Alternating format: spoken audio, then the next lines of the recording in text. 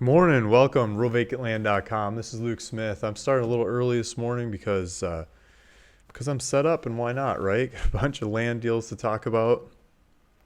Um, I see Curtis on the chat saying good morning. Good morning, Curtis. If you're just chiming in, I think you just posted a property like in the last 5 or 10 minutes. I was just looking at the newest ones up for sale, and then Donna Ana County popped up. So I think it's fun to see new ones coming up on the website. Um, I wanted to start out with a little bit of random statistics for anybody who's listening and watching, just because I'm always curious and studying. Realvacantland.com. We've got a lot of properties on there, and I'm always trying to slice and dice and study and present them and get them sold, go buy new ones. So I was just looking at it, and I was kind of broke it down state by state. Right now, the state that's got the most properties is Arizona with 98 properties, and then Colorado with 77 properties up for sale, and then California with 43 properties up for sale, and then I guess Texas would be the next one with 20 properties up for sale, and then it starts going down from there.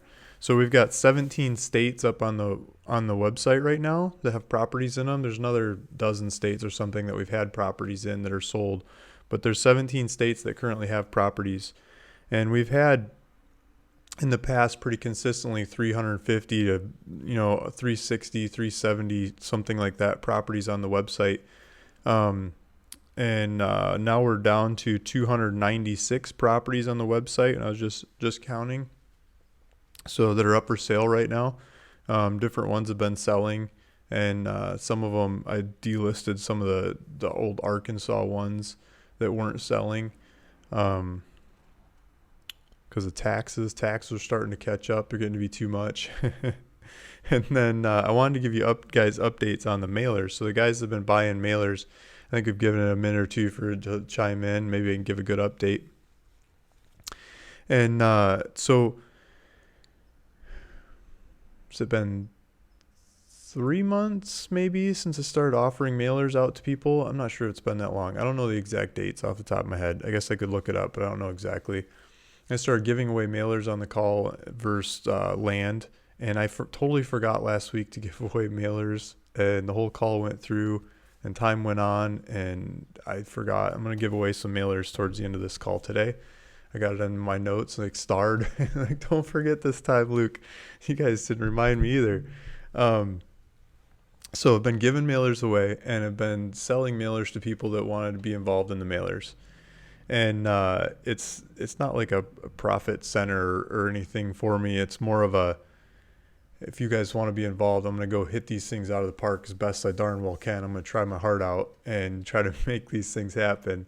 I'm going to mail the best cash offers I darn well could come up with, the most advantageous places I can to get the best land deals possible. And more land, we can get up on the website. People that want to buy land for resale can buy it and resell it. If you want to buy it and sell it on terms, you can buy it and sell it on terms. If you want to buy it and live there, you can buy it and live there. If you want to buy it and give it to your kids, you can give it to your kids. So I want the best deals for everybody that wants to buy land.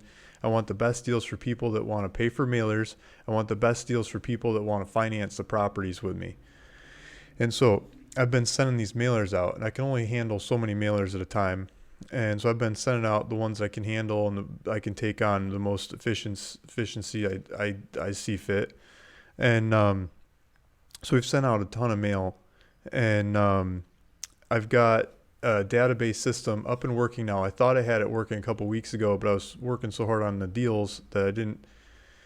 One of the guys on here was saying, it's the updates aren't coming through, and he was right. The settings weren't right on there. I didn't have the settings right. I had it filtered down to like just a couple of the people that I was testing the updates on the deals with, and not to everybody that was involved in the deals. So I changed the settings, and now everybody that's involved in the mailers, whether you got them for free off of these live calls or you paid for them, should be getting updates now. And so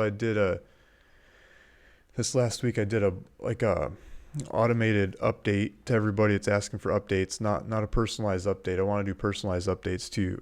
Just haven't had the time, but an automated update so you get like all my notes, all the paperwork, the statuses of all the deals that we're into. And so the deals from these or from the mailers that we've done on these shows, I got 84. Well, that's not right. There's over 300 deals that were accepted that are in the database that you should be getting updates on, the people that are involved. So over 300 properties. That would, if we bought them all, that would double the inventory on the website, right? That gives you an idea of the scale of these mailers. And not all the properties on the website are mine. They're partners. Guys chiming in the comments are some of the guys that own the properties on the website that are presenting these properties. So over 300 have been accepted. And out of those 300 that are accepted, I disqualify numerous ones for different reasons. And a lot of it's access, ones with no access, or they're swampland, or they're just darn it ugly land, or weird locations, or weird shape, or something really wrong with it that's not going to be very presentable of a piece of property. Yeah, it's the cheapest in the area, but come on, we've got to have some kind of quality controls, right? So I've narrowed it down to, I think there's 84 of them that out of those that are accepted that have been moved to the next level right now in the database that you guys are involved in. That out of the 84 that I'm trying to buy, 30 something of them are trying to buy with cash, and 50 something of them I'm trying to option, because there's a greater question there of whether it's the pricing isn't totally clear, run to the bank kind of pricing, or the access is questionable, or the topography is questionable, or some major point in that property is questionable. So I'm trying to do a deal with the seller to try to sell the property, do a bunch of contracts and stuff, to try to sell the property before actually pay for it. So get somebody that wants to buy it and then go pay for the property and then sell it to the person who's buying it. So we've got a combination of those. And so that's where we're at on the mailers. And I haven't sent out all the mailers that I've promised to send out at all. So we've got a lot of deals with just a small part of the mailers that I've promised to sent out. Now, I've been working on more mailers. I've been strategizing a bunch on sending out more mailers to fill out the mailers I've promised to send out to everybody that I've given mailers away and people that have paid. And I want to kind of double up on that on my own account too, and just ones for myself. And so I've been working on that, and I've got a bunch of some data pulled, but not all the data pulled to do that. But I've got a bunch of statistics, got a bunch of notes here next to me on the different areas I've been doing statistics on. And I'll give you guys an idea. And so I'm going through these different counties and areas that I believe that the market is hot. And I'm looking at days on market on houses. So I'm looking at houses, and the housing is not the same as vacant land, but that's where there's more data. So I'm looking at the housing, and the housing, houses that go up for sale are sold on average 2 days later, or 5 days later, or 10 days later, or 2 months, 6 months, 9 months. How long is it? So a lot of the places that we have on the website right now, if you look at the days on market for the houses, it's months and months that the average time that the houses are on the market. So the land is out in the middle of nowhere, and that's where you can get easy, cheap land, right? But as you get closer to markets where there's jobs and there's things happening, and the markets are hotter, the houses don't stay on the market as long, and the vacant land that's in the area is harder to get your hands on. It's a higher price tag, but it's I think a bigger reward and a faster turnover game to play in. And so Pareto principle, swimming up the ladder, trying to shoot for bigger targets, bigger fish, bigger, something more to sink your teeth into. I think that's where the game is at.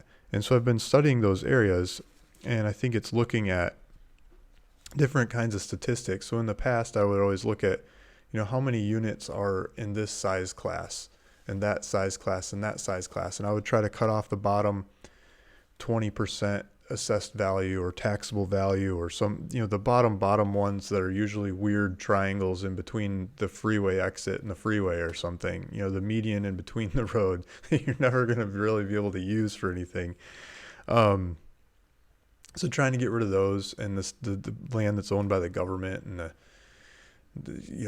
the save the whatever animal organization. So I don't want to buy that land, and but the usable stuff. So cut off the bottom 20%, cut off the top 20%, because I think the top 20% is out of my budget, it's out of my range. It's a lot more specialized land, and if you look at the properties that show up in there, it's lots of times it's more like commercial, industrial, the fancy stuff, the stuff that the county really cares about pricing for assessed value to collect taxes on. That's where the taxes come from, or these these top 20% properties.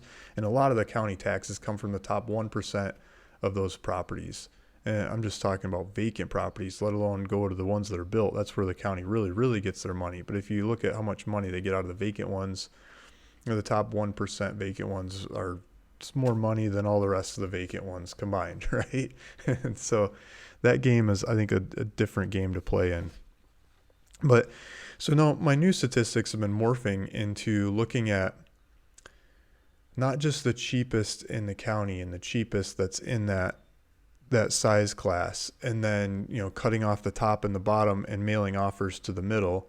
I'm looking at what's the cheapest that's there, but then again, what's the cheapest good looking property that's there? Like, what's the cheapest one that's got a view, that's on the water, that's got good attributes going for it, that's much more presentable? So when I'm making a video about the property, I got something to like really get excited about and talk about. It's not just the cheapest square in the middle of nowhere. It's the cheapest one on the water. It's the cheapest one that's on this river. It's the cheapest one with this view of this spectacular mountain, right?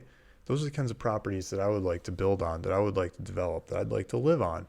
And why shouldn't I be presenting those ones? I think I should. I think I should focus in on those. I think a lot of people would like those. And so I'm trying to morph my statistics into getting those kinds of properties. And studying those kinds of properties, I'm noticing that not in every county, this is where I'm getting tripped up. That's what's taking me so long to figure this out, is that some counties, the assessor has taken the time to not just assess the properties that are built on, where they get a lot more tax revenue, and not just the vacant land that's right in the middle of town. It should be a neighborhood, or it should be a hospital, or it should be a industrial park, or where the next Walmart's going to get built or something that they could charge a whole bunch of taxes on, but actually go out into the hinterlands of the county and say, okay, this one's on the river, this one's on the lake, this one's looking at the mountain, it's going to get this higher value or the higher taxes compared to these other ones that are, the backside of the hill, flat lands with nothing in sight, no water around, nothing going for them, low assessed value. So some of these counties have gotten more detailed. And so going through their data to see which ones have gotten more accurate at assessing, so I could use their assessment values, not their prices to pay for the land, but their assessment values to rank the land from, land number 1 to land number 3,000 or whatever, however many properties they have. And I can rank them. And then by using that ranking, I can say, okay, maybe it's this lower 80% of the properties are the ones that are not on the water, that are not having something spectacular going for them. These top 20% have something spectacular going for them, but the top 1% or 2% or 5% or whatever it is for that county, those are the crazy specialized properties. But that top, 20% less the top crazy priced ones, I think that's where the meat is. So that's what I'm doing in this next round, and that's what's taking me so long to get the next mailers out. But that's what I'm hoping. I hope we can hit some out of the park, and I think everybody down the line that's involved in these deals will be better off. So let's jump into it. Let's jump into the website. Well, first let's look at some comments. So we're coming up on 9 o'clock now. It's about time for the show to start, right? Okay. Jarrett Curley says he was first. Yeah, good morning, Jarrett. Shelby Land Deals. Good morning, Luke. This is a nice one. I want last long. Yeah, so I got some time this morning. The kids, my wife took the kids out of the house. They're not in school or camp this week. Um, it's summertime, right? So she took them to wherever she took them, and I got some time to do the show with it being quiet. Jeremy Bauer says, "Good morning. I finally made it since it's Canada Day holiday. Nice, Canada Day. There you go. Good morning, Luke. Good morning. Good morning, chat. Good morning, Cheryl. Jeep Jean.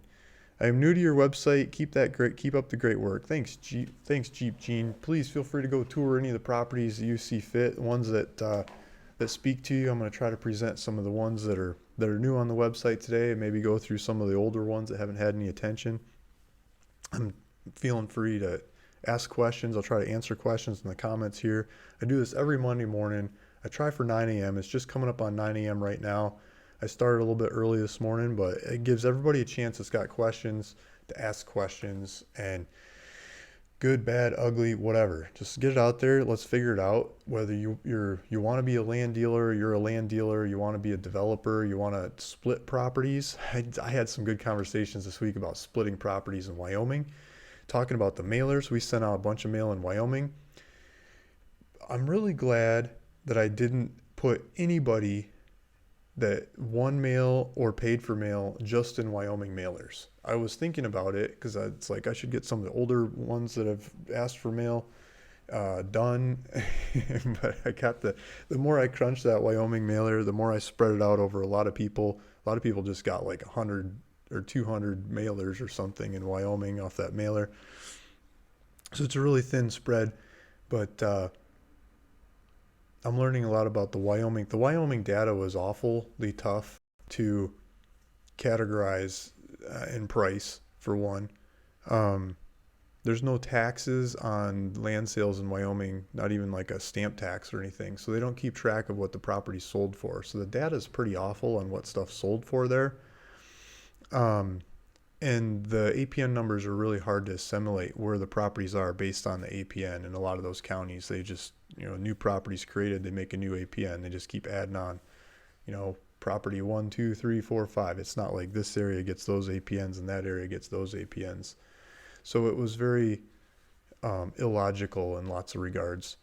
And but back to talking about splitting land, someone just mentioned something that made me think about splitting land. In one particular county in Wyoming, we got numerous offers back. A couple people that were selling the land were involved in splitting. So I started learning more about splitting land from a couple of them. I said, okay, heck with this. I started getting the assessor on the line and the planning and zoning and the real gatekeepers to splitting land in this one particular county, and I think I got it figured out. So I think I'm going to go back to the deals that were accepted in that county and reassess them for being able to split them up and sell them as pieces, and that might bring some more deals. So I might even go mail for split deals in that particular county after testing a couple. Rocker Gears, hey, Rocky here. Jeremy Bowers, what does paying for mailers mean? What does paying for mailers mean? Good question, Jeremy. Okay, so I don't really want you guys to buy more mailers right now because I'm kind of overwhelmed in the ones that you guys already paid for.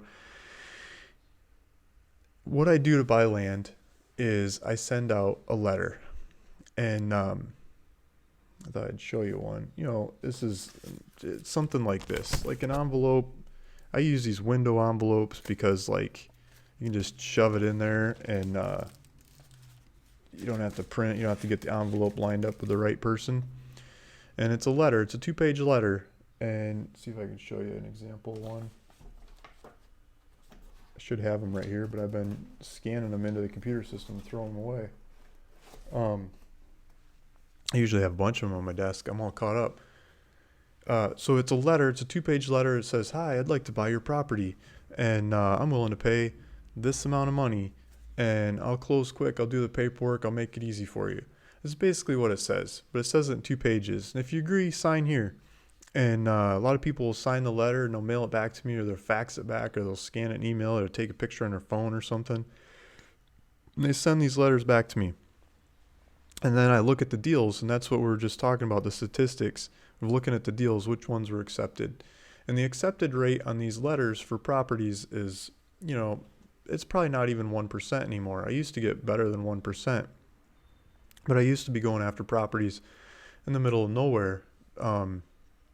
And as you get, I've been going after a little bit more desirable properties, so it's a little bit harder to get my hands on them at the prices that I like to get. So maybe I should be increasing my prices, lowering my margin or something to get more of them, to get a higher percentage hit rate, but that's another conversation. So these mailers, they cost money. They cost me, like these ones are, when I do it this style, the postage on here, this is a first class one. Sometimes I send first class, sometimes I send media mail. The first class ones are like 50 cents plus envelope and, ink and paper and stuff, but postage 50 cents. And you get the print shop to do it. It starts costing me 55 or something. And then you got to pay for the data. I mean, it starts kicking up into the 60 something cents range to pay for these things. And I send them out and do the statistics. Some people get back to me and they sell me their land. A lot of people don't. A lot of people don't want to sell their land, which is understandable. And if everyone tried to sell me the land, I'd be in trouble. I wouldn't buy them. So I've tried to get the best pricing in the area by systematically going through and mailing cash offers to everyone that has land that meets the criteria of what I'm trying to buy. And so that's it. There's a link in this video. I open it up for, I think it's 2 people or something can go on there and buy some more mailers if you wanted to. It's because people keep asking. I keep promising I'm going to open it up for more. So I open it up for more. I'm just going to have to make the next mailer a lot bigger to cover it. So yeah, you can go in there. You can pay $1,500. You buy 1,500 mailers, and I think with 1,500 mailers, you get a good enough spread that you're pretty darn sure to get a deal. Maybe not 100% sure to get a deal, but pretty sure to get a deal. I'll buy the property. I'll do all the paperwork. I'll do the phone calls. I'll do everything. To make it happen. Even finance the property, and then after it's financed and sold, the difference between how much it costs to buy it and finance it, the profit after that, I'll split that with you, whoever paid for that mailer, half and half. So I'll give you half that money and I'll take half that money. And then in these live calls, I've been giving away mailers, so you didn't have to pay for it. I've been giving away 500 mailers, and I pay for it and I do all the work and everything. And the idea behind that is if I keep doing that over time, I'm going to get to pay one of you guys a lot of money, or hopefully a bunch of you guys a lot of money. Maybe get to hand out a check for like 10 grand, 20 grand. I don't know, maybe more. But after all the financing and splitting of costs and stuff, 10, 20 grand, I think still be a pretty sweet check. And I think that'd be a lot of fun to do. So that's what it's set up for. I think that's a lot more bang for the buck than giving away the Arkansas properties that I had been giving away in the past. And so, I feel much more motivated to get this done and make it happen than doing the paperwork on the Arkansas properties and all the bureaucracy I was running into and giving away the Arkansas properties. So I've been giving those away. That's there's the mailer info. Yeah, so Jeremy's asking her what does giving away mailers mean. So that's the same thing. Giveaway. So towards the end of this call, I'll ask a basic question and that says like you've been listening, paying attention kind of question to be able to answer it. And I'll ask you to send your information in to my assistant, and we'll get you into my databases and spreadsheets and everything. And I'll send next time I get some mail out, I'll be attributing those specific letters and offers that I made to you. And if they come all the way through, you'll be seeing them through my database system. We'll be sending you updates along the way.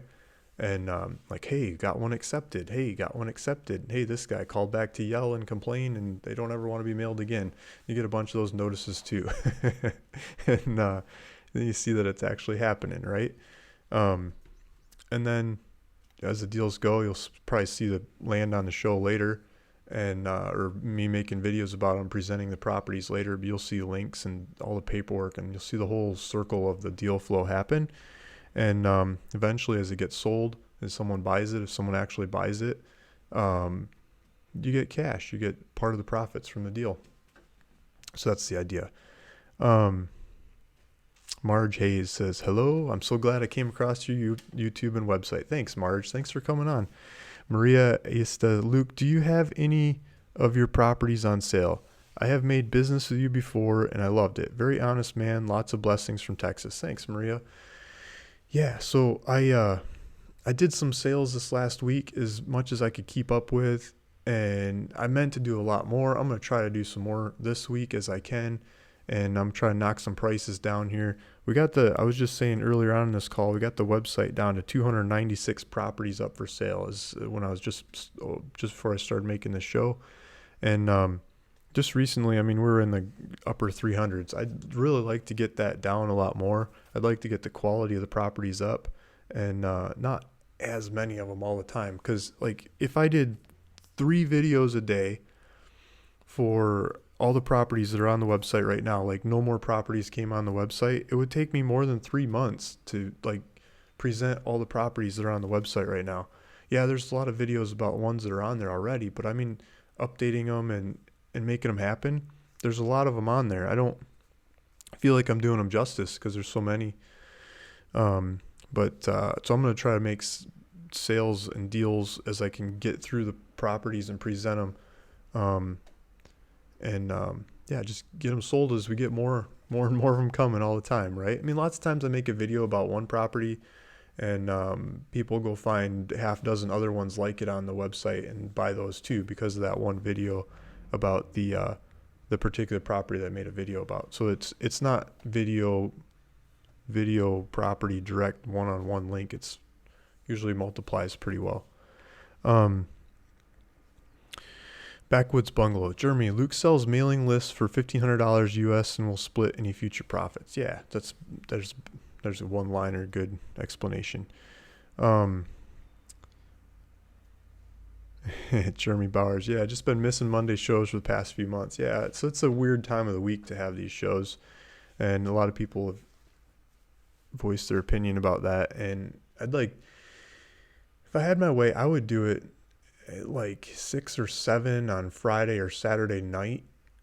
That's when statistics are probably the highest and get the biggest bang for the time. But I'm with my family, I'm with the kids, and I can't break away at those times to do it. I got to find a good time to do it. And I thought Monday morning, just get started and get it done like before the week even starts, set the mood for the week. That was what I was thinking, more than just statistics. But I don't know. I want to maybe change the time up or add another time or something throughout the week.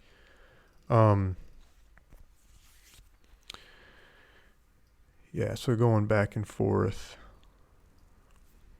Days on market is an astute indicator. Yeah, it's just a exactly indicator. I noticed land on Zillow near Captain, New Mexico for more than 365 days. Yeah, so there's a lot of land that goes and goes and goes for years. That's on the market for years. It's, in my opinion, it's not priced right. And it's doing a disservice to the market by putting it on the market and advertising at those ridiculous prices when nobody's buying it. It's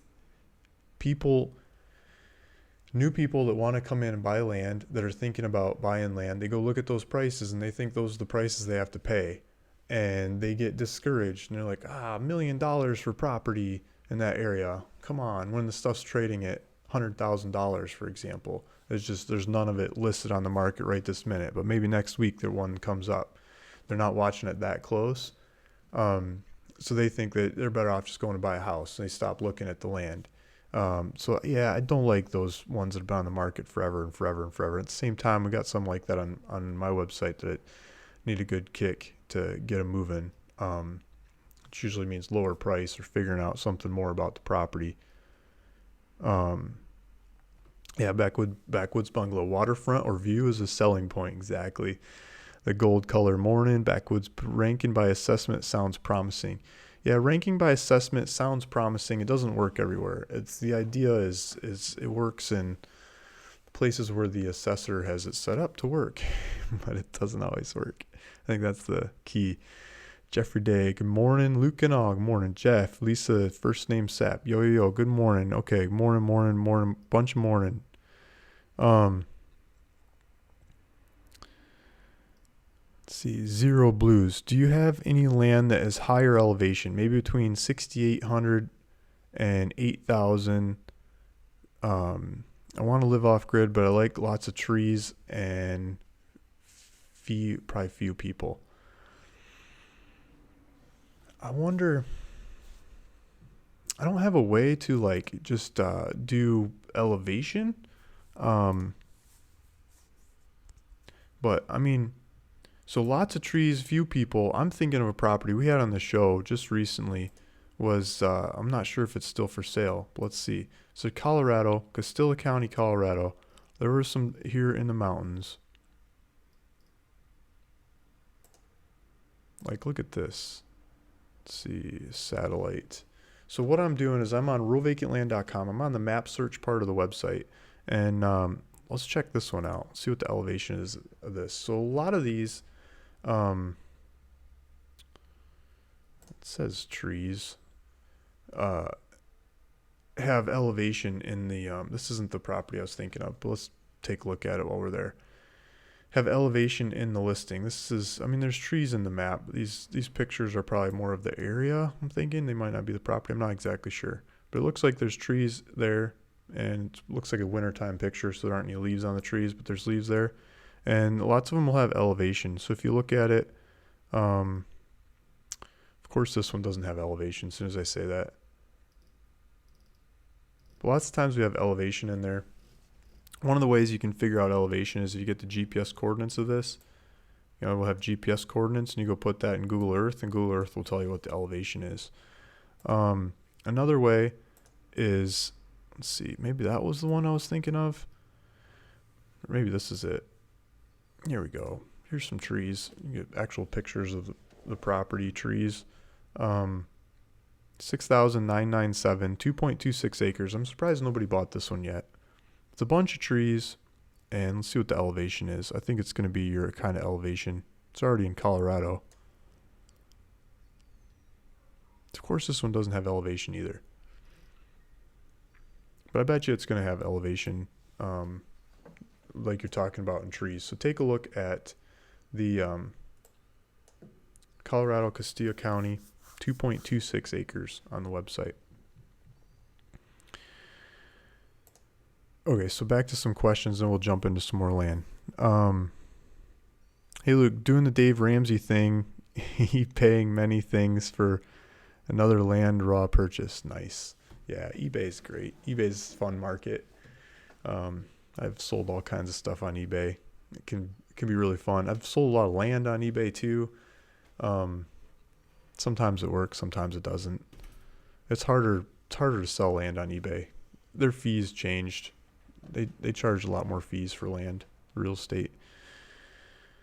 I like Apache County, but don't like the vegetation. Yeah, the Apache is, I like a lot of stuff about Apache too, but I think maybe as you get into some of the right elevations, you could get more vegetation.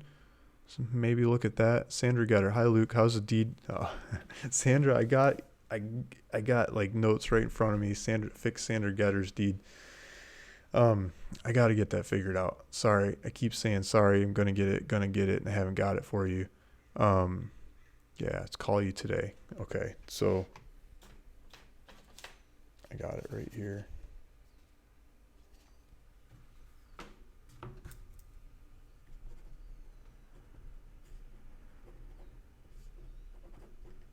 Okay. I'm going to call you after this show.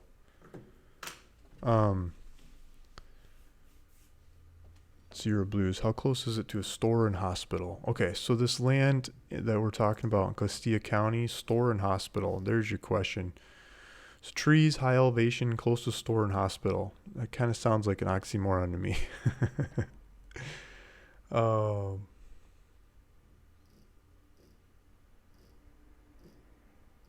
And cheap too, right? Put them all together. Store and hospital, like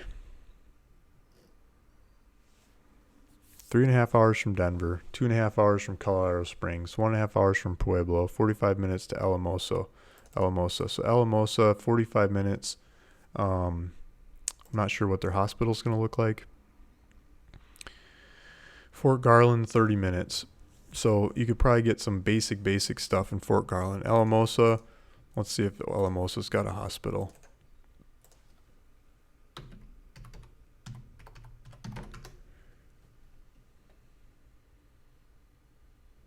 I'll even have a picture of it.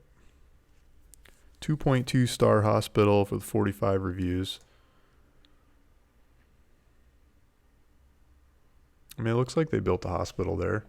So 45 minutes away to get to a hospital. It looks like they've got a, you drive right up. Even when it's raining, they got it covered. Not that it rains very often there. Admissions, pictures of it. It's 45 minutes away. There might be something closer.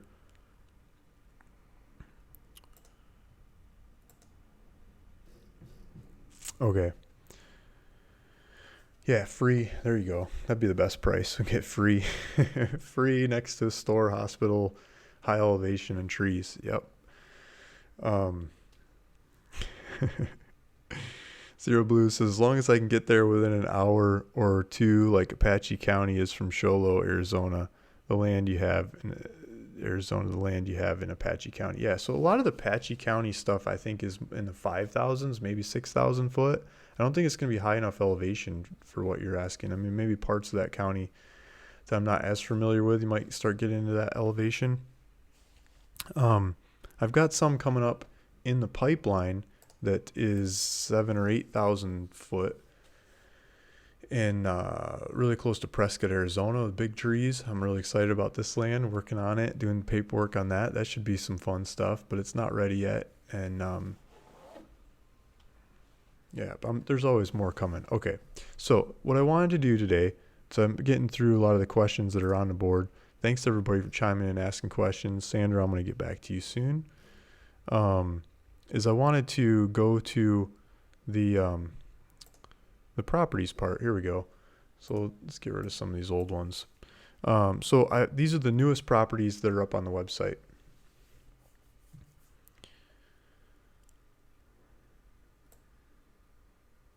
Okay, so the newest one I think is Curtis. Just put this one up here this morning. $30,000 for 4 acres in Donna Ana County, New Mexico. Let's open this up and see what we've got. $30,000 even. New Mexico, Donna Ana County, 4.04 acres. Looks like the girls just got a map up there. I was asking them to get this map because the property just came up for the show. It looks like they got it in time, so hopefully it's accurate. And here we go. We got looks like a bunch of houses in the area.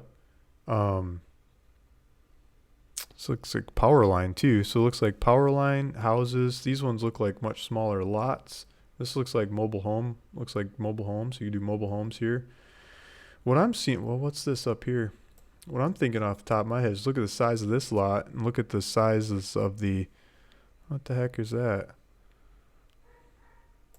Got some tires. It looks like someone started doing some foundations, maybe some earthship kinds of homes they started with here and maybe didn't finish them.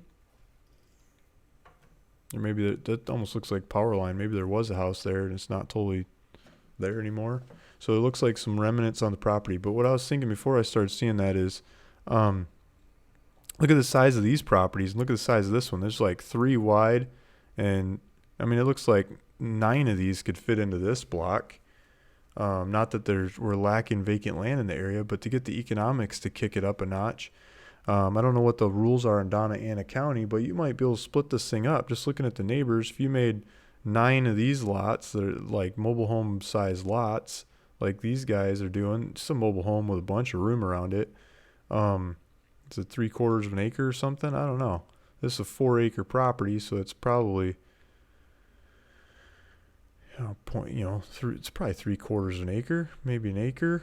So an acre would be, it's not going to be an acre, maybe 1/3 of an acre. It's probably 1/3 of an acre properties. So you could probably make a couple of them out of this and sell each one of them off. I don't know what they're going for in the area, but you could probably sell it off in pieces or just have one. If you want to build an earthship, this looks like somebody already started and got a bunch of tires you can work with to go for it. Looks like they got a pile of tires right here on the neighbor's property. So you could like just take tires and start building, tire it up. Don't even have to truck the tires in. People are always asking about earthships, like where can I do that? I'm not 100% sure you can do it here, but that looks like a good place to start. Somebody started. So buy it now button. It's got the address, got the GPS coordinates. If you want to go look at it, click on that GPS. You get driving directions out to the property. Looks like taxes are $359 a year. It's got GPS coordinates of the 4 properties, saying the parcel's approximate dimensions 400 foot by 500 foot. And yeah, Curtis and his contact information are on the website. So if you look up Donna Ana County, Donna Ana County in New Mexico, 4.04 acres. Let's see if he's got some pictures. So it's near Las Cruces, New Mexico, it looks like. Well, these might be actual pictures of the property. Yeah, these look like actual pictures. So you got the neighboring properties right there with the power poles right here on the corner. Right Way Road, Outback Drive. Yeah, if I had that deal, I'd be talking to the county about cutting it up into pieces because these neighbor properties are a lot smaller. I mean, it's going to be a lot easier to just sell the thing whole, but I'd look at selling the pieces. Let's look at the next one. So we got, that's like the newest one, like within the last hour, just got posted on the website. Oregon, we got one here from Aaron English. Aaron English has this one up. He's asking for $9,997 or $1,500 down and $250 a month, and for 120 months. Let's take a look at this property. Looks like it's in the trees. Is this Klamath County? I missed what county this was. Just says Oregon. Yeah, Klamath County. Okay. So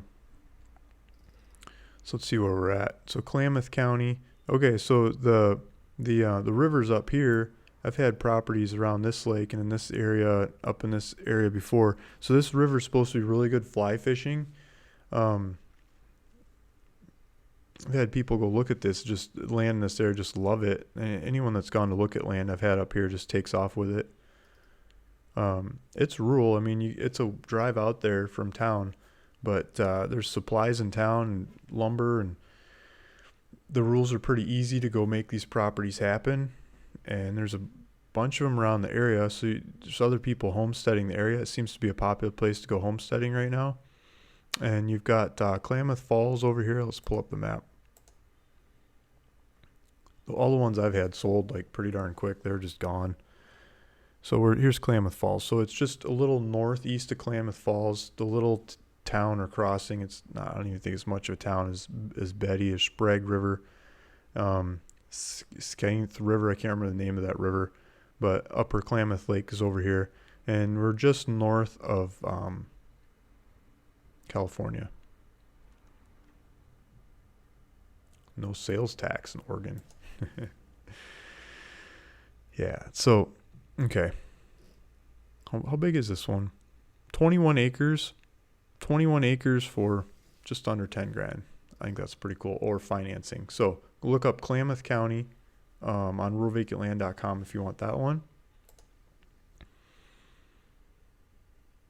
There's El Paso County, Texas. There's Curtis again. Curtis keeps coming up with great properties. $10,000 for 1.6 acres in El Paso County, Texas. And it looks like, got the map going on here. It looks like you could drive up to it. Looks like people laid out a neighborhood here once upon a time. Let's see. Yeah. Okay. Oh, it's a whole bunch of lots. Whole bunch of lots next to each other. A bunch of house lots. I mean, you could probably sell them off one by one if you wanted, but I don't know what the regulations are, how much you need for septic and everything. Yeah, $10,000 for a whole bunch of lots next to each other. So it looks like some neighbors bought up a bunch of lots and they got the areas starting to fill in over here, but it's not filled in all the way out to where this one is. I'm guessing this is on the outskirts of El Paso. Yeah, so it's outskirts of El Paso. This is El Paso, right? Yeah, El Paso. And there's the property. So Curtis has numerous El Paso County, or just outside of El Paso properties on the website. Here's another one, El Paso County, half acre, El Paso County, $15,000.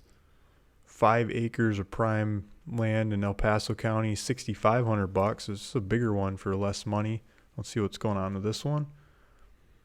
$6,500, 5 acres. Let's see if the map's working. Pictures aren't loading very fast. Here we go. They're starting to come up. So he's got diagrams, the shapes of the property and everything. 5 acres off Montana Avenue. Okay, so it looks like there's a house over here and there's a street. Looks like you could drive up to it. $6,500. You want to talk about not much of any rules and regulations. Texas is really open to doing what you want to do. Especially a land like this. Nobody's going to bother you. You just go out there and do it. And you're close to a big town. El Paso is not very far away. Yeah, so El Paso is just right over here. You can get all kinds of supplies in El Paso. Yeah, so just outskirts of El Paso, 5 acres, $6,500.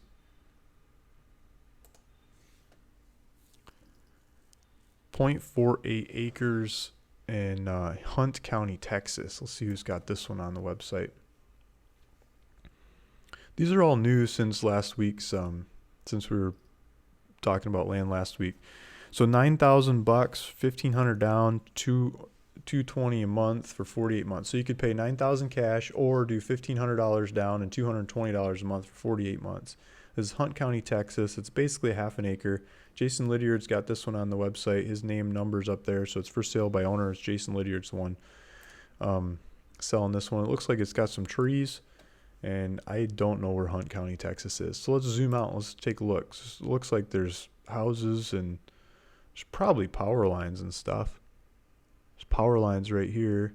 There's houses over here. So there's probably power lines going down the street. Let's see if we got street view. Oh, look at that. There's even street view of this one. Oh,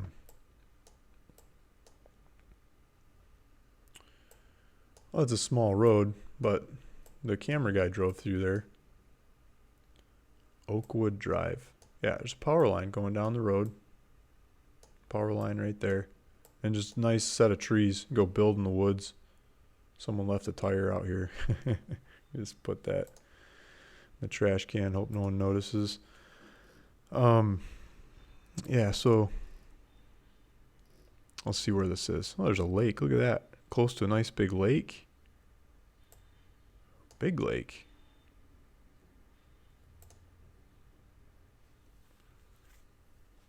Lake Taco. I can't even say it right, guys. I'm usually pretty good at geography, but I don't know Texas that well. I've spent a little bit of time in Texas, but not enough. So it's just outside of Dallas. It doesn't look like it's that far away from Dallas. So Dallas, Fort Worth's on the east side of Dallas by this lake. Bet you that goes pretty fast. $9,000.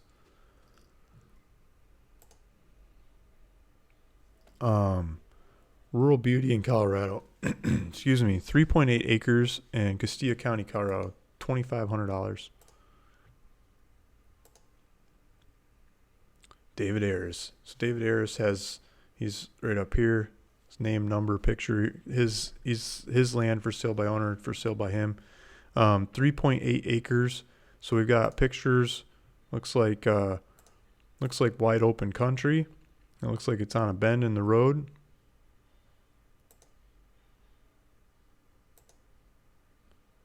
So 159. There's some irrigation pivot points over here. Let's take a look at this.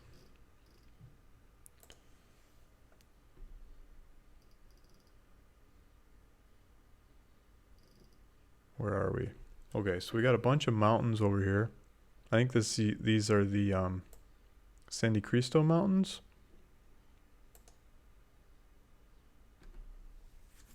Yeah, pretty sure those San Cristo Mountains.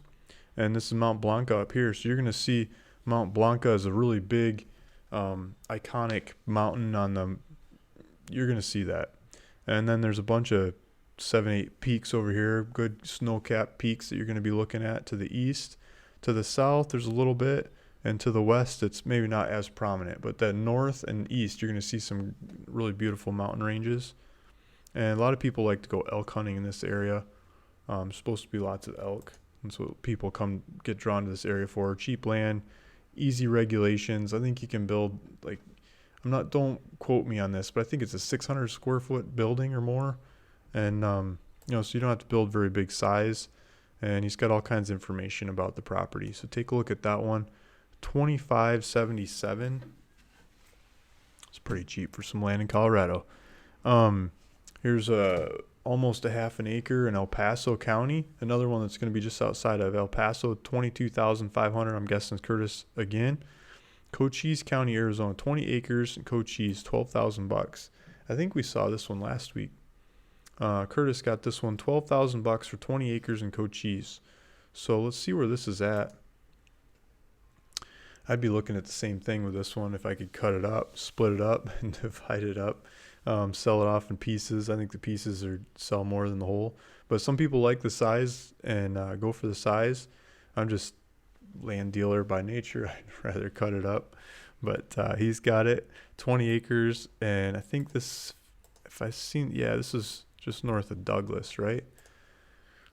This is the one I'm thinking of, Elfrida. Yeah, so I think we saw this one last week. So Douglas is here, and it's just up the 191 and just outside of Elfrida. So I've had numerous properties on the website in this area. Yeah. So like if we go to the map search on the website, we go to that area, there's a whole bunch of them. Let's zoom into Douglas. So Douglas is here, and that property is over in this cluster. And we've got numerous properties in this area, and numerous properties around here have sold or are up for sale. There's a bunch to choose from. This morning I was looking at Arizona. We had 98 properties up for sale, and I think a lot of them are in Cochise County. And Cochise County is really easy to develop properties in. They've got owner-builder regulations that a lot of places do, but this place, owner-builder regulations, you can sign off as owner-builder on the property, and you can say, I'm responsible for what I build, and I waive the inspections. Like, I don't want to have people looking over my shoulder telling me what to do. I believe I know what I'm doing, and I'm going to do it on my own, and I'm going to be responsible for it. So you can just be responsible for what you make and what you create, what you build, and you don't have to have the city or county or state, whoever, telling you. And they have some other regulations about that. Like, they don't want you to build the house and then turn around and sell it right away, or build neighborhoods of these houses with no regulations and go sell them. But if you're building it and then you get stuck somewhere and you want to sell it, you can sell it. But I mean, they don't want you to go sell it for, I think it's 3 years after you build it, or maybe it's 4 years or something like that. They want you to kind of grandfather it in for some time, make sure you're building it for you if you're doing the owner builder regulations, right? But I mean, if you understand that side of it, go build, have fun, do it, go make it happen. They're happy to have you in Cochise County. It's a growing population. It's one of the more growing population counties of the state right now for the last couple of years. People seem to be moving into Cochise County. Arizona is one of the more growing population states in the country, with Arizona, Texas, and it's always been North Dakota has been growing recently. I don't know if that's still going with the gas booms, natural resource booms that are happening there or not.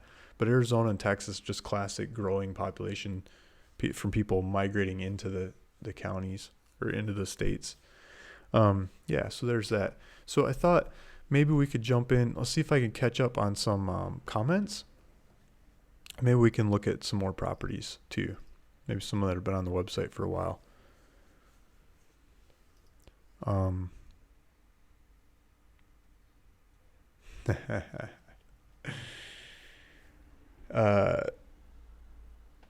Jamaican's News Network, Real Chat, Real Talk, long name there, says, "Hey Luke, stop telling people to cut up properties." Yeah. It's nice to have big acreage. It is, and have large properties. Just the economics are there. And I'm looking for economics. So I think if you want a 100-acre property, you should start with a 1,000-acre property and sell off the pieces to end up with your 100-acre property. By selling off the pieces, you probably pay for your 100-acre property. You probably get to keep that thing for free, walk away with maybe even enough money to build a house on it. So I don't I understand the side of let's keep these properties whole and let's preserve the way it has been. And I understand that. But at the same time, I'm trying to move forward myself and help other people move forward.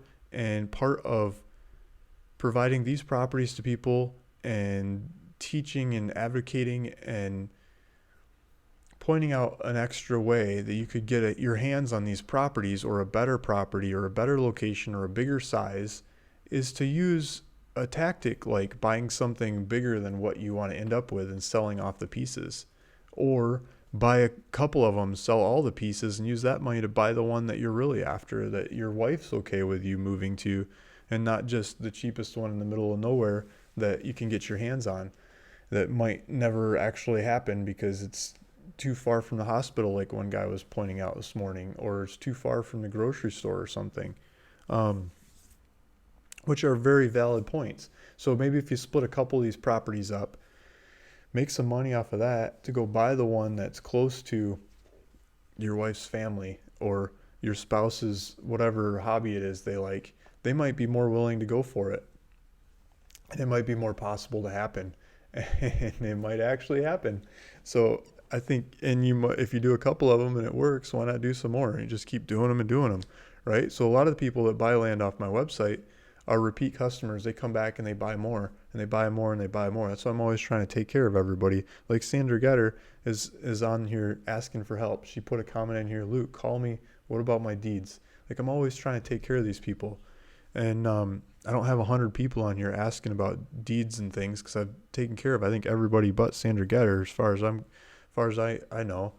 And so taking care of people, I think one of the ways we can help take care of people is educate, show, and give tools, advocate tools to to get their hands on a better property. And so I understand what you're saying, but I think I'm on the other side of that. Mr. Herb, this is the best website for real estate in the whole www. Thanks, Herb. He was on last week or 2 weeks ago saying this too. Thanks, Herb. You're awesome. Keep it coming. Jeremy Bowers, Ella Jamaican, Jarrett Curley, www. Weird Wild World. Yeah, there's a lot of weird stuff out here. Welcome for the help, Luke. Mr. Herb, right, Jarrett. Spencer Taylor, can anyone share how a mailer should be worded? Yeah, there we go. Spencer Taylor. Spencer's been asking about mailers, asking about land deals. How should a mailer be worded? So the first couple mailers I sent them out before I bought the Land Academy education program and how to send out mailers. And they charge some money. Yeah, sure. But I think you pay them and you get really detailed of how to do it and a lot of the specifics. And, so the first couple mailers I sent out, I just wrote a letter, say, hey, I'd like to buy your land. And I'd offer them like $100 an acre, and the land would be close to the Colorado River. I was like, yeah, I want close to the Colorado River. And Mojave County, why not? There's tons of properties in Mojave County. People are always buying and selling land in Mojave County. I started mailing offers in Mojave County and San Bernardino County. I tried both sides, California and Arizona. And I'd mail like 100 letters out at a time. And I couldn't figure out how to get my printer to work for the envelopes, so I just hand wrote them. Just like, whatever, it's faster to hand write them than trying to figure out my stupid printer. And so I hand write those things, and I'd send them out. And the first, couple hundred I did, I was keeping statistics.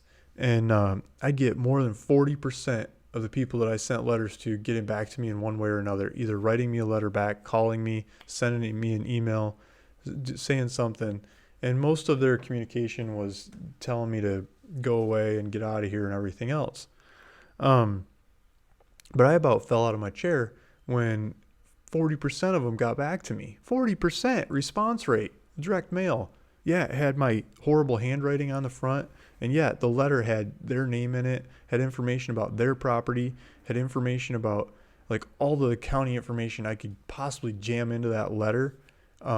About them and their property in there. So it's like really customized to them. It didn't feel like spam. They thought I'm like personally writing them a letter about their specific property. And like I really cared that much about their one and only property. Like that's the one I got to have, right? when there's 100 of them next to it that look the same. And they would get back to me, and they didn't necessarily accept my offer, but they would get back to me. And so I figured I'm onto something, and I got to do more of this. I just got to get more accurate with my pricing, with my wording. And so I think putting a lot of that information, like all the information you can mail merge into that letter, the more the better, the more response rate you get. But I think saying stuff like, I got your information from the county records, and anybody who asks for it can get it. It's public information. Something to that tune gets rid of a lot of that 40% that gets back and says, how did you get my information? When they ask, how did you get my information? Put something in the letter like, I got the information from, and then see what other people ask. They call back and they ask, how fast can you get me the money? Put it in the letter. How fast can you get them the money? Right? And other people ask, what title company you're going to close with? Well, put that in the letter. What title company you're going to close with? Other people ask, can I keep the rights to the gold and silver that's in my property that's worth $100 billion, and I know it's there. It's just going to cost $500 billion to get it out until technology changes someday. It's like, yeah, sure. You can keep the rights to the gold and silver, whatever you think is there that might be economic 10 generations from now. So, when people ask questions, modify your letter, make it better, and cover those bases. And so you could do it on your own, or you could go buy a program from Land Academy and just get it done right out of the gate. So I think that covers the basics of what's in the letter. Mr. Texas land is full of oil right now. There's a big boom down there. It's going to be worth a lot of money. Yeah, there's a lot of good. Texas is full of money because of the natural resources that are going on in Texas. It's great. I'm not sure about the El Paso area, if they've got oil in that area. There's none that I know of. There might be, but I don't know of any there. It's not sedimentary basins, I don't think. El Paso's a furnace. Yeah, go in the AC business. Nice. Tiny road. Yeah, that was a tiny road on the one. Yeah, every back road has a couple hundred tires. Exactly. Yeah, just Lake Taco.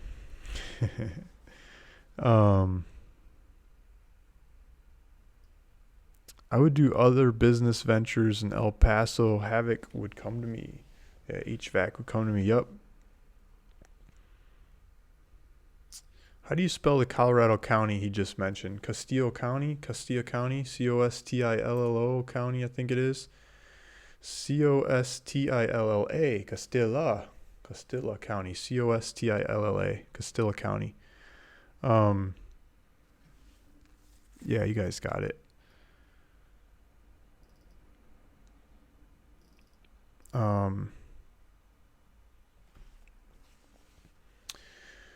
Jarrett Curley, Mojave County, Arizona. Anything on the east side of the county as you remember? East side is the east side of the county. I thought he wanted, most everyone wants the west side of Mojave. But let's see if we got anything on the east side. Because the west side, you get closer to the river. So a lot of people like to be closer to the river. So prices usually go off in the east. Like they go down in the east. So here's Mojave County. This is Mojave County here. And all this south of Kingman is bought up. North of Kingman, we've got near Santa Claus, we got a couple properties. And up the 93, there's another one getting close to Dolan Springs. Up here, but White Hills, there's a property. So there's a couple of Mojaves going right now. This isn't usually the hot time of year to buy Mojave properties. It's usually a couple months from now. So if you collect properties in Mojave this time of year and then put them up for sale a couple months from now. Oh, I thought I was showing the map. I'm showing my face. So got a couple Mojaves. Let me zoom back out and do that again.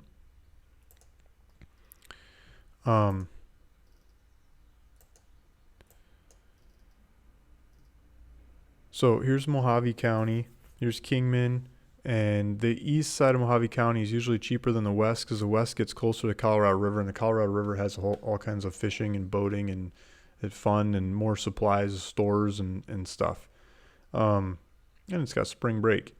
And so over here north of Kingman, you've got a couple properties up for sale. Santa Claus is a little crossing, and there's a couple properties just east of Santa Claus, and then there's one here just west of the 93.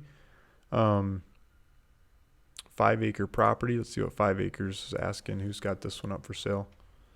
David Dennison's got this one up for sale. He's asking $8,999. It's got looks like it's got telephone line out there. Looks like it's got neighbors. And he usually offers financing. Let's see if he's offering financing on this one. $500 down, $180 a month. So he's doing financing on it.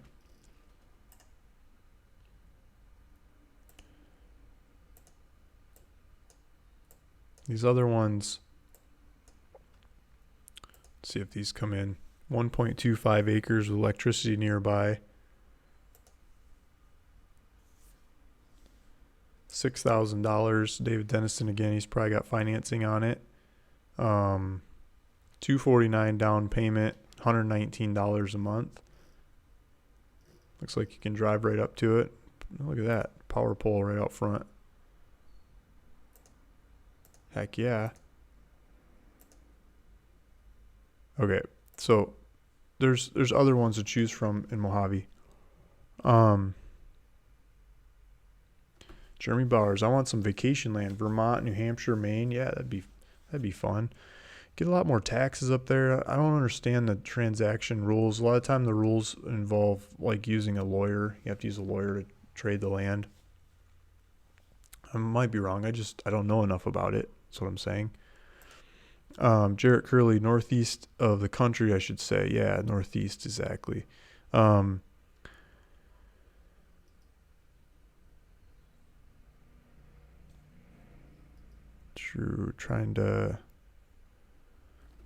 with all the fracking going on, you will get oil in your water. I hear that from a lot of people. I mean, I don't think it happens as often as people talk about. But it's definitely something to be cognizant of. Land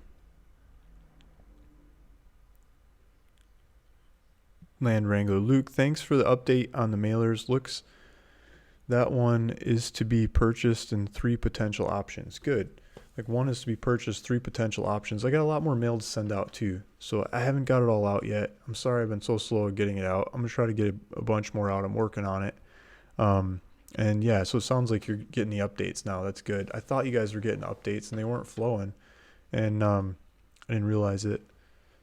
And but I think it's getting updated now. I'm gonna try to modify it, make it better.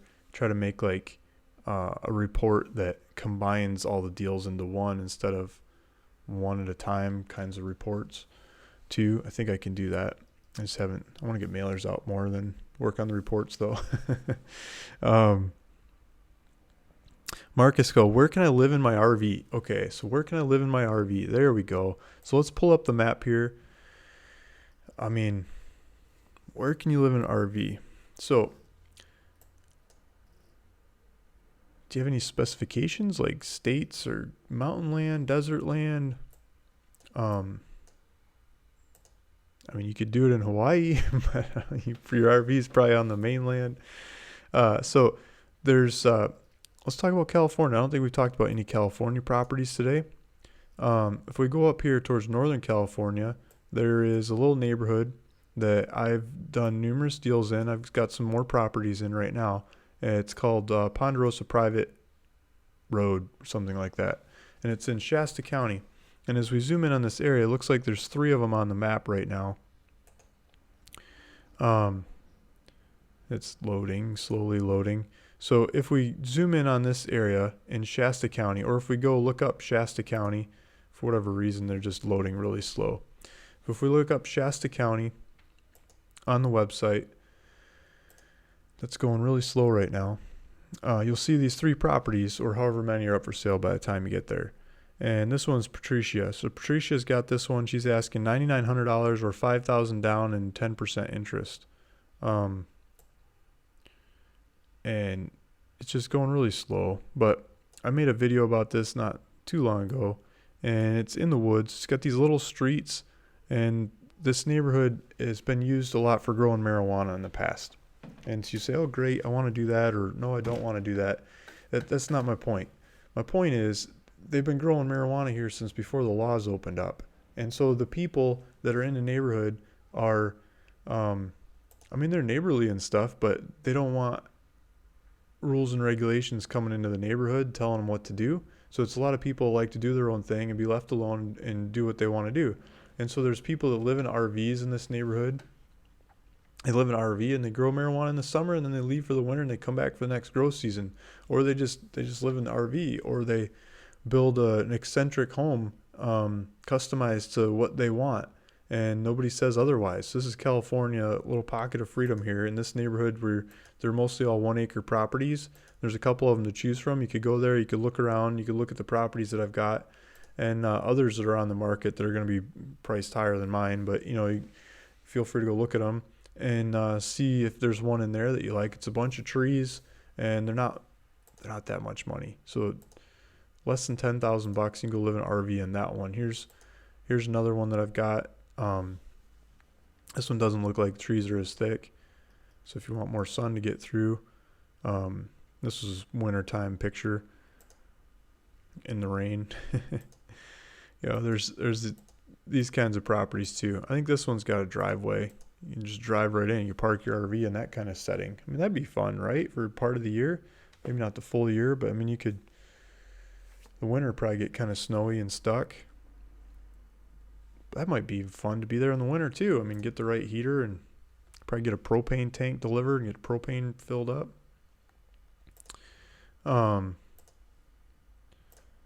Here's different ones, like different kinds of trees. This is more pine trees. $5,999. I think this one's got a driveway. You can drive right into it as well. Oh yeah, this one's already got a mobile home on it. Not a mobile home. What do you call it? The kind of jack-up thing you put in the back of a pickup truck. It's already got one on there. They drove it into the property, so you could fix it up. Here's your driveway. You could go park in there like this guy did. You could use that thing for firewood, or you could put it on Craigslist, get it hauled away, or you could use it for storage, or heck, it might even be livable. I don't know. But that comes with the property. $6,000 property. It's already got one on it. Look at these trees. I mean, those are some beautiful trees. Might have squirrels that look like this. This guy. If I could move. Everything's backwards in this. Can't do it. Here we go. Might have that kind of squirrel running around the trees. So that's one to choose from. Another place you could do it would be Nevada. Got a bunch of properties in Nevada, like over in Elko County. Over here, I usually have a bunch of properties to choose from. Cochise County. Well, let's do Arizona. Arizona in the north, you got Navajo County. You can do 2 months before you got to hand it a plan of what you're going to do with your waste. And Apache County, no one, you're not supposed to, but if you read the rule of law, but nobody seems to enforce it very well. So you could go Apache County. There's a bunch of properties in Apache County. You could do the $25 RV permit in Cochise County, and you could go for it there for a couple of years and say you're going to build. Most all these New Mexico ones, as far as I know, unless you get in a neighborhood, are pretty open to it. I think all these El Paso ones are pretty open to it. The ones that in Mojave County, I think, are pretty open to RV living. Where else can you do the RV living? Part-time and these Southern Colorado ones. I'm not sure about the regulations on the rest of them. So that gives you a bunch of choices.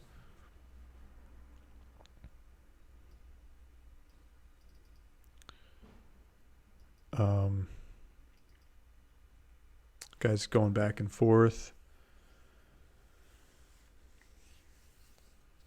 Yeah, propane tanks and propane accessories, exactly.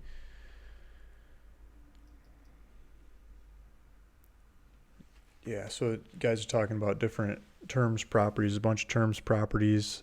Marcus saying my husky would love that. Yeah, glad to hear you're making the best of the state. When I get tired of my backyard, I change it. Same as my neighbors. If I don't like them, I put in my magic key, twist it, and see myself free. There we go.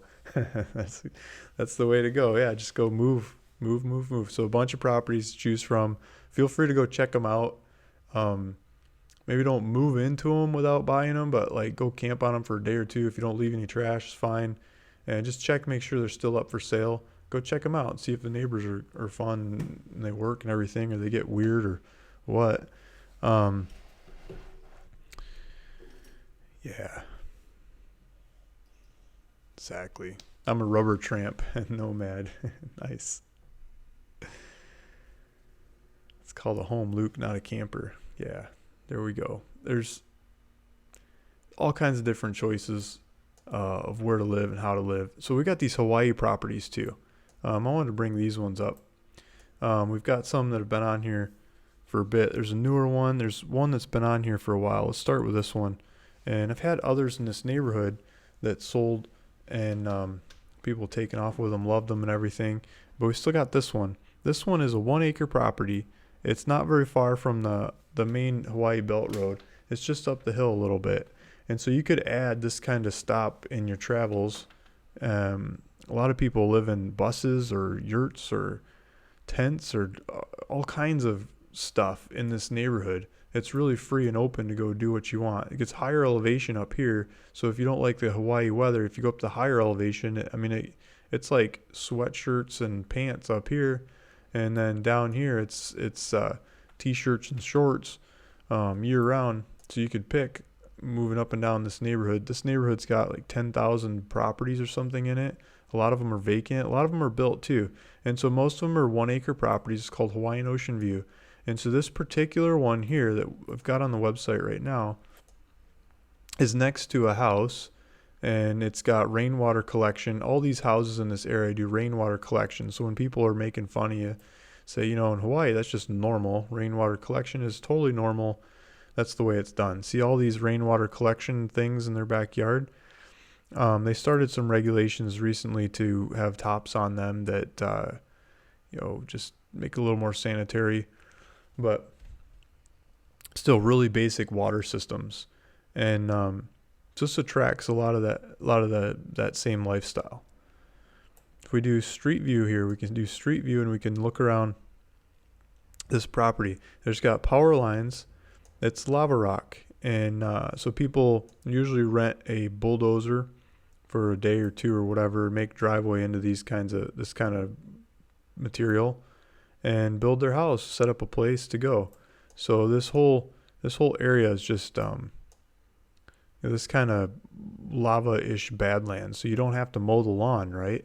You don't have to take care of it. You just plant a house. You pour cement on top of that stuff, and you got a place to put a house in. So make a form and start pouring. So here's a house. A lot of people do these basic kit houses that are in the area. Looks like they built a rock wall around it. They got the power lines coming in. But they're really basic houses because the weather is pretty simple. It doesn't take that much to insulate yourself and things. And you're not very far away from the beach. And there's farmers markets, all kinds of fruits and veggies and stuff that are grown locally that you can live off of. And it's really cheap. Let me zoom in. Let's look at it. So we got pictures of this one. This one's for sale. It's $9,899, 1 acre. There's actual pictures. So here's someone else built a little red house next door since the street view went through. And I'm trying to pan like it's a 3D, but it's just a picture. So here's a street you could build up here on the hill looking out at the ocean. So this whole neighborhood has ocean views. We'll see if we can get some ocean views. So some of the neighbors just bulldoze the whole thing, flatten it out. I like the natural beauty of what's there. I wouldn't flatten it out. I'd just make a driveway through it, maybe a winding driveway and a house pad or something. It'd be less work too, right? So here's the intersection. Here's another view of it from above. So here's the ocean out here. So you're seeing the Pacific Ocean out front, and you'd be setting up on this property here. and just, loving it. You could move into this property with an RV. You'd probably want to rent a bulldozer to make a driveway in there, but you could RV live this thing, and you could build something that you could rent out part time. You could Airbnb it or VBRO it when you're not in town, you're not on the island, you're off driving around different places, other properties that you got in North America somewhere. There's a steady stream of people like to rent these places, so you could keep it rented. I'm pretty sure if you give them the right price, you could just keep it rented. There's some different pictures, cartoons of the lot size. It's a long rectangular property. Yeah, it's on the island. Just a bunch of different locational pictures. But here's a picture of the shot. So I think it's half of the stuff between this guy's lot line and that guy's lot line. I think it's the western half of this. So you could build up here, build back here, maybe in here so you're not as close to him. Still have good views. There's a lot of ways to do it.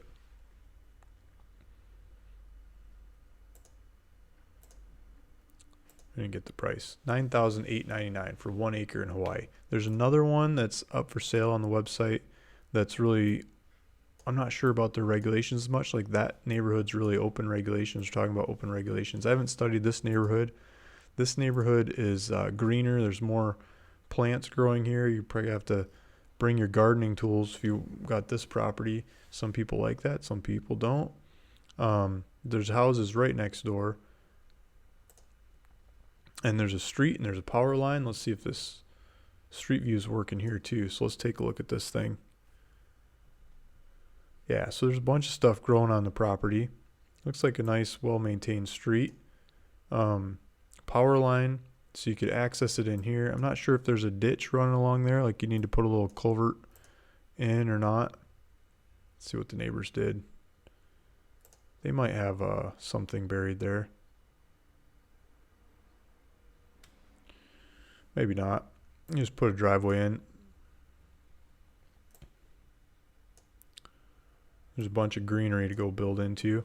That would be fun too. So we're looking at properties in California and Arizona and everything else. But if you want green stuff in a totally different setting, atmosphere, Big Island Hawaii has got some cheap land on it too. So this one we're asking $23,699. This is Aaron English owns this land, and let's see if he's offering financing. Yeah. Or $2,300 down and $399 a month owner financing. So you could do owner financing on it too. So some different ideas out there.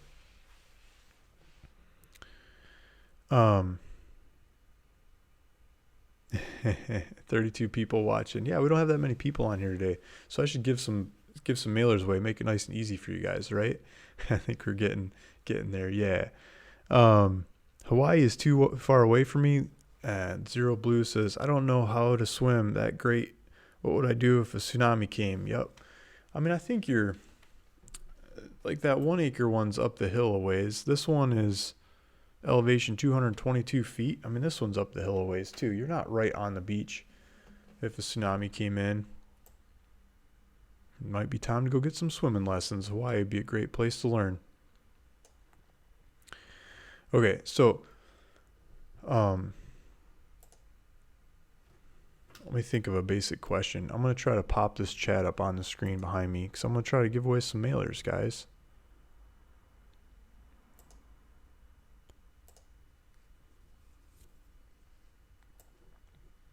Let's see if I can set up my screens.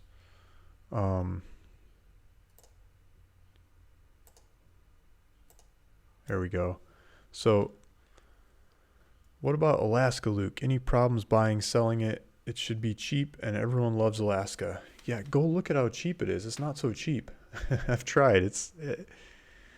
Alaska's it's got some other positives going for it. Like you get some really big tax breaks and refunds by owning land there and saying you're a resident, full-time resident. You get there's a lot of good benefits to living in Alaska. I dropped my pen.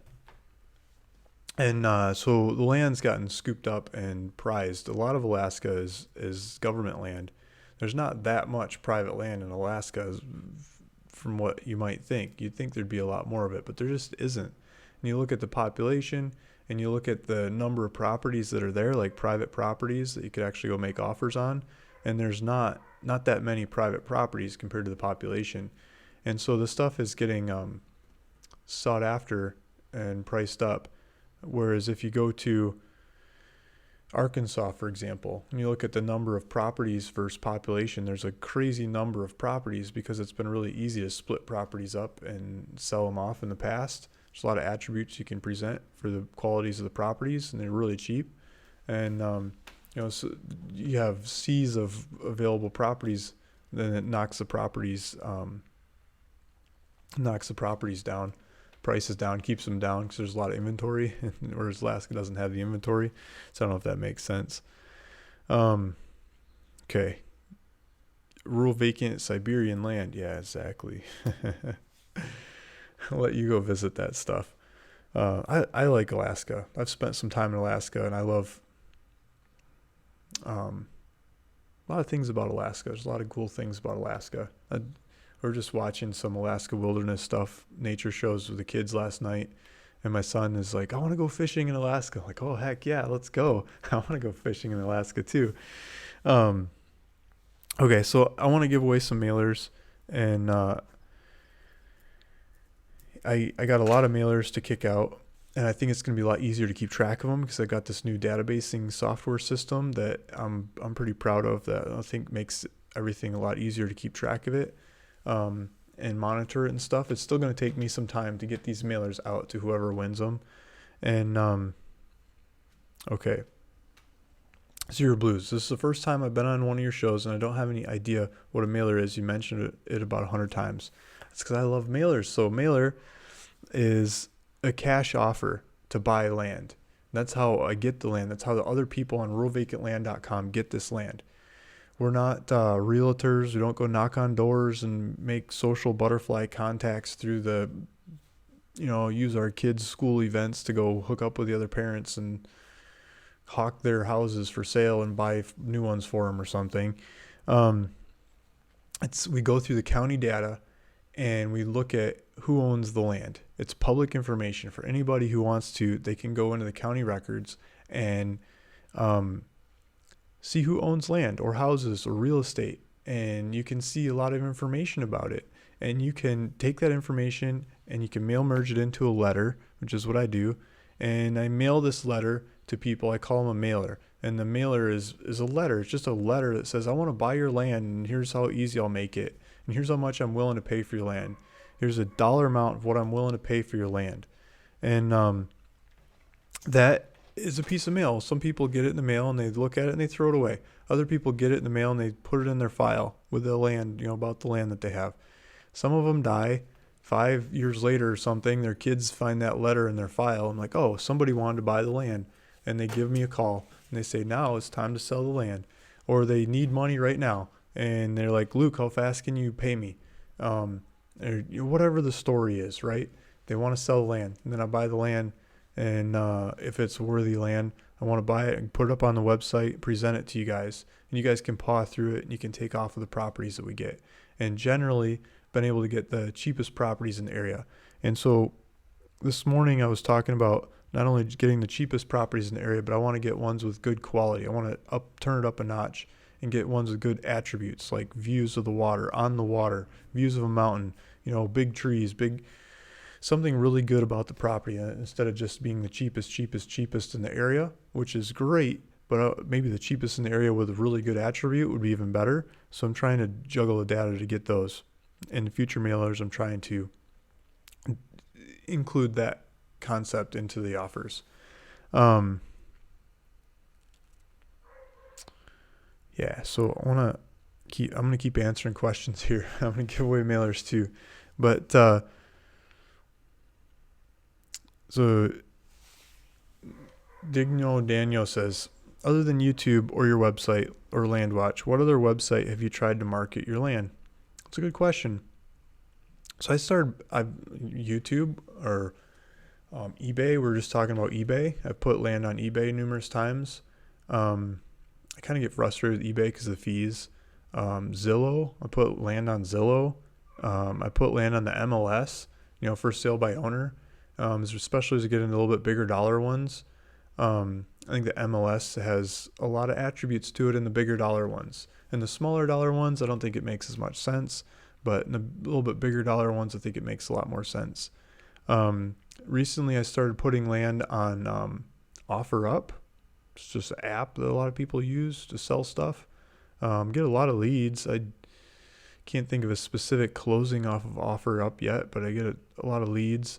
Some of it's on Facebook. I don't specifically hardcore go sling it on Facebook, but a lot of the other guys on the website do. I've mailed out letters to neighbors and sold land that way. I've mailed out letters to people that have bought land in the area and have sold land that way. We're testing a couple other websites right now. I'm not very good with all the names of the different websites we're posting properties on. One of them's 420properties.com, for example. This last week we posted a bunch of properties on there, and we'll see if we get any leads versus the time and cost of posting properties on there. If we get leads, great. We'll keep posting properties on there, but otherwise, YouTube does a lot better job than those other websites, for my opinion. Okay, so I think Zero Blues. What is a mailer? You guys all on tons of land and you mail advertisements of selling it to people. So so that's what you're talking about. We mail advertisements of buying the land from people.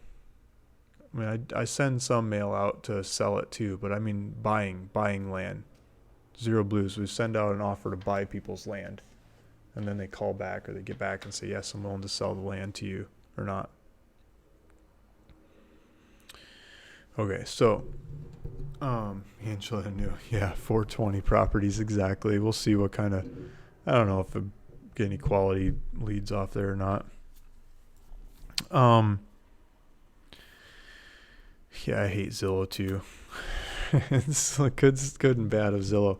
Okay, so let's cut to the chase. I said I don't know if you guys remember this, but early on in the show, how to shell. Luke, you skipped me. Okay.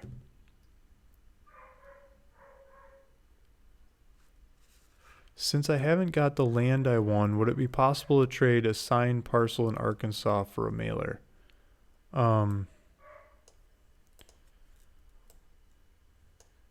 Yeah, we could do that. So the amount that we could do, like the same amount of money that it would cost me for the Arkansas properties, I could direct that towards mailers. So let me take note of that.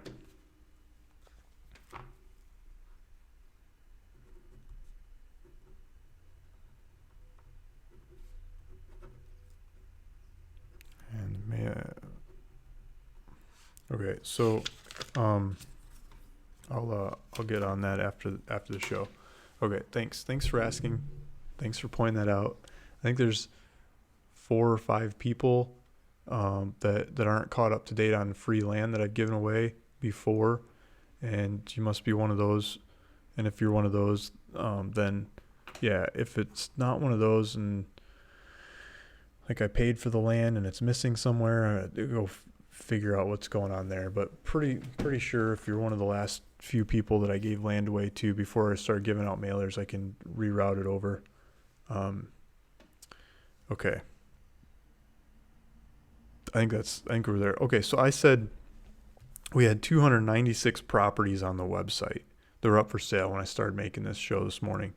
I think it was how many different states? So the seventh person, let's do seven people, seventh person to answer how many states we've got land listed in on the website for sale right now. We've got a lot more states than that that are not for sale. I'll give you a hint. It's a number between 10 and 20.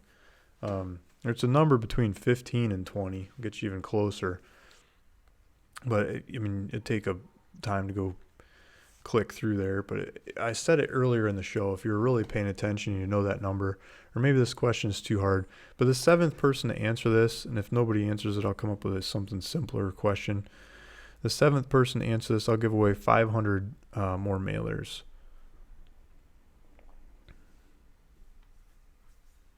So we'll see if anyone can answer it. Oh, it's going. I just didn't have it scrolling right. Okay. Yeah, so Jeremy Bowers, 17. He's got it. Let's see if I can pause this thing. Okay, so Jeremy Bowers, I'm going to do some check marks. It's still rolling. Jeremy Bowers, 1. Angela New, 18. Rain Dog, 17. 2. Land Wrangler, 17. 3. Angela New, Jason Macy, 4. Smart Alec, 5. Jarrett Curley, 6. Rain Dog, 7. Rain Dog wins it today. Okay, so Rain Dog. Let's see.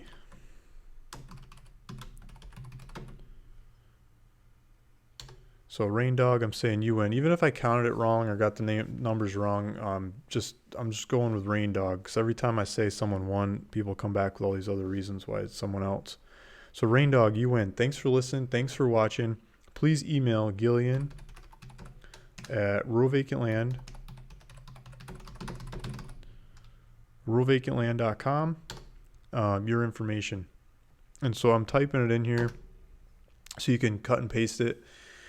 Gilian at ruralvacantland.com. Send her your information. I want contact information like a phone number, mailing address, to send you money, and I need your email address. So hopefully you email it to her.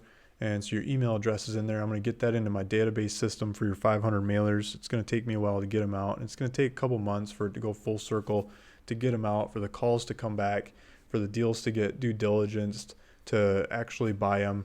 If we get any, we might not even get any.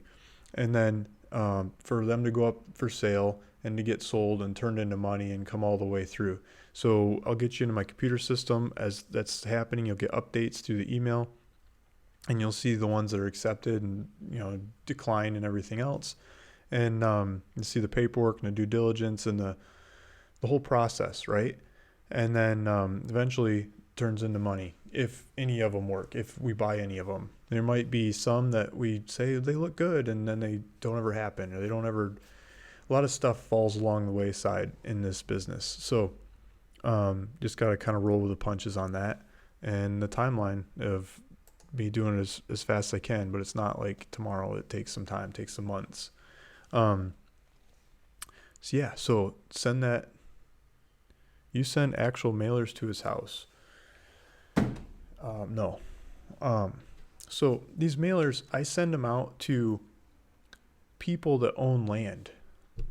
Let's say you bought some land off of ruralvacantland.com. 5 years from now, you still got that land. You haven't gone out there to build on it, and you haven't done anything with it, which happens. A lot of people buy vacant land and they don't do anything with it. They're going to do something later on someday. Maybe life changed, and whatever, their plans or ambitions, something changed, and they didn't go build on that land. It's still sitting there. It's vacant land. It's in their name. It's in the county records. It's their name, their mailing address. And I paw through the county records. I find out who owns that land that they're not doing anything with. And I mail them a cash offer. It says, I want to buy your land. Here's how much I'm willing to pay for your land. And the people that get those cash offers, they're like, some of them are great. I'm not doing anything with that land. Let's get rid of it. Let's take some money. Luke will pay me money fast, quick, easy. Let's take it. Let's move on. It's like having a garage sale, getting stuff out of your garage.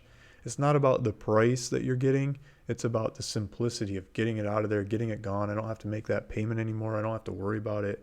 I don't have to put it in my trust. I don't have to transfer it to the kids. I don't have to explain it or anything. I don't have to worry about, somebody it burning down or somebody stealing the trees or squatting on it or whatever people might worry about in a property. And they get rid of it. So Jeffrey Day, thank you for the mailer update, Luke. We are grateful for all you're doing. Thanks, Jeff. I have an EIN number. If any of those are going through on mine, all the best. Thanks again, Luke, Jeff. Yeah, that's good to know. So, I'll probably be calling you and stuff before I actually send you money for that kind of stuff, so we could put it on a company name and Yeah, I probably have to 1099 you. I don't want to, but I probably should when they actually go through. Um, congrats. So a lot of people saying congrats. I got it. Thanks, Luke. Okay, cool. Thanks, guys. Thanks, everybody. And I'm gonna log off and see you again next week at 9 a.m. Monday morning. Um, there's a small chance it might be 10 o'clock because of the kids' schedule, but 9 a.m. Talk to you guys again later. Thanks.